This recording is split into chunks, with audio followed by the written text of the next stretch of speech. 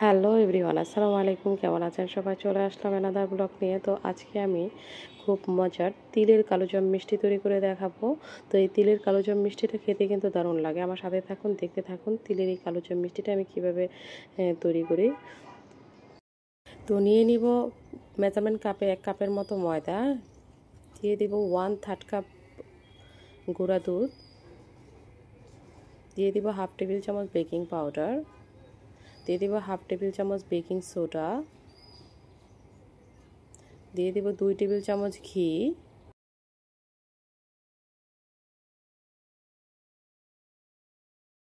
মিশ্রণগুলোকে ভালোভাবে মিক্সড করে নেব হাত দিয়ে। ভালো করে মিক্সড করে নেব যতক্ষণ পর্যন্ত মুঠি করলে সেই মুঠিটা আবার নিজে থেকেই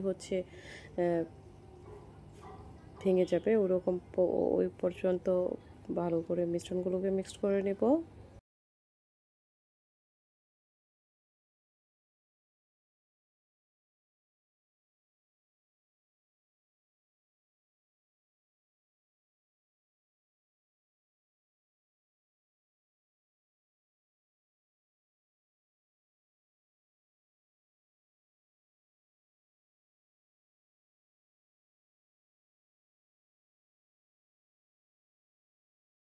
নিয়ে নিয়েছি 2টা ডিম। এখন 2টা ডিমকে আমি ভালো করে ফেটিয়ে নিব ভেঙে।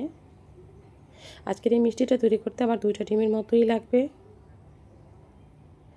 আপনারা উপকরণ অনুযায়ী বেশি কম লাগতে পারে।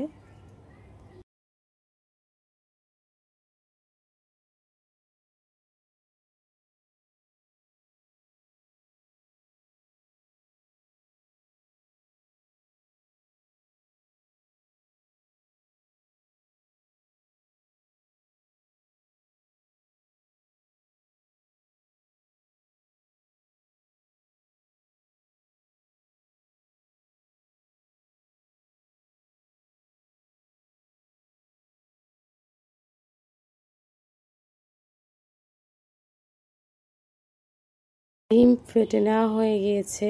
এখন আমি অর্ধেক অর্ধেক করে ডিম দিয়ে মিশ্রণগুলোকে ভালো করে মাখিয়ে নিব।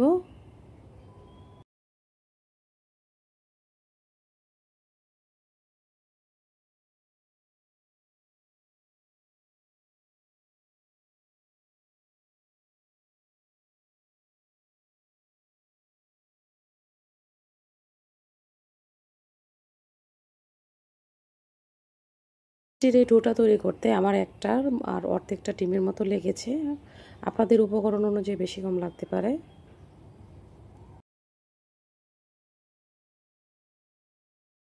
5 মিনিট রেখে দিব রেস্টে। 5 মিনিট পর ফিরে আসবো। তো হাতের মধ্যে ঘি লাগিয়ে আমি মিষ্টির শেপ দিয়ে মিষ্টিগুলো তৈরি করে নিব।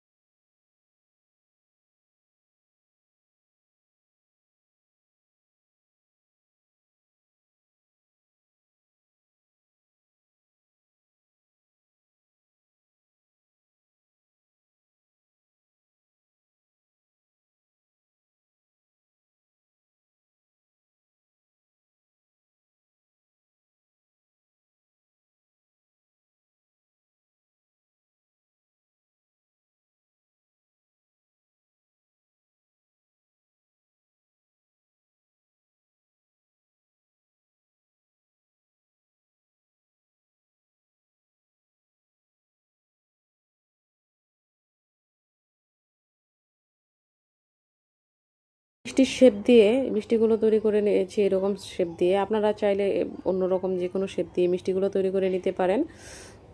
তো এখন মিষ্টিগুলো তৈরি করা হয়ে গিয়েছে। এখন চলে যাব চুলায়।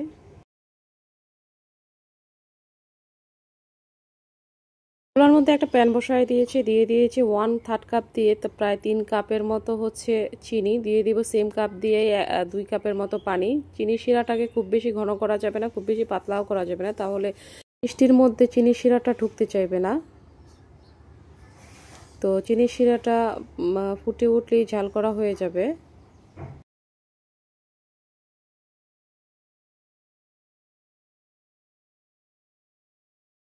চিনি শিরাটা জাল করা হয়ে গিয়েছে। এ পর্যায়ে চিনি শিরাটাকে একটু সাইড করে নামিয়ে রাখবো। চুলার মধ্যে একটা প্যান বসায় দিয়েছি, দিয়ে দিয়েছি হচ্ছে রান্নার তেল। এখন হচ্ছে মিষ্টিগুলোকে ভেজে নিতে হবে। তো তেল একটু গরম হয়ে গিয়েছে, এ পর্যায়ে আমি হচ্ছে তৈরি করে রাখা মিষ্টিগুলোকে দিয়ে ভেজে নিব।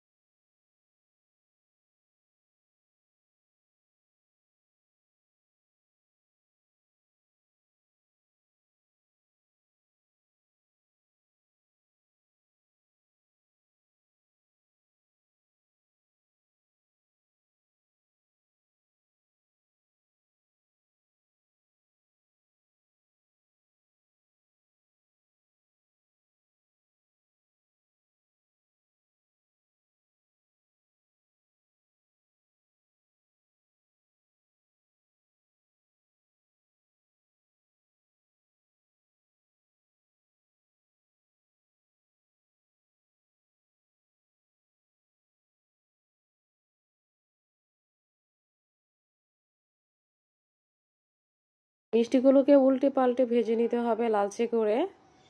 তো দেখতেই পাচ্ছেন মিষ্টিগুলোর শেপ আমি যেরকম দিয়েছিলাম ফুলে ফুলে কিন্তু তার দ্বিগুণ হয়ে গিয়েছে এক একটা মিষ্টি।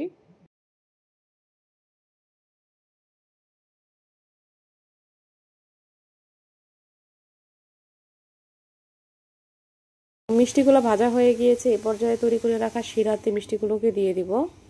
চিনি শিরাতে দিয়ে চুলাটা অন করে দিব, ঢাকা দিয়ে 2 মিনিটের মতো হচ্ছে কুক করে নিব। আপনারা চাইলে হচ্ছে চিনি শিরাতে দিয়ে এটাকে হচ্ছে বেশ কিছুক্ষণ সময় রেখেও দিতে পারেন। এদিকে হচ্ছে আমি অল্প কিছু সাদা তিল নিয়েছি, সাদা তিলটাকে ভালো করে ভেজে নিব।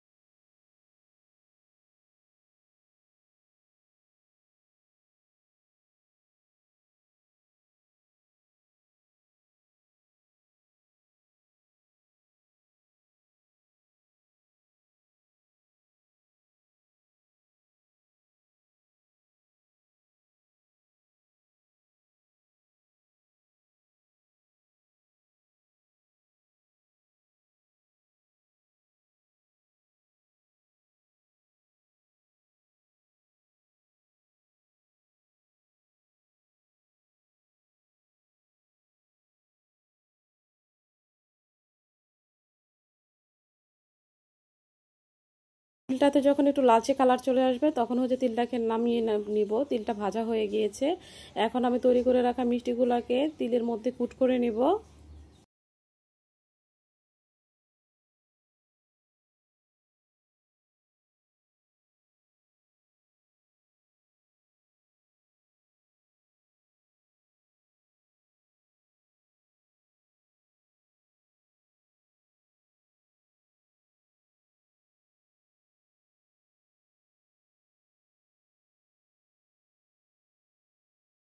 সবগুলো মিষ্টি কুট করে নেওয়া হয়ে গিয়েছে, দেখতেই পাচ্ছেন দেখতে কতটা লোভনীয় লাগতেছে।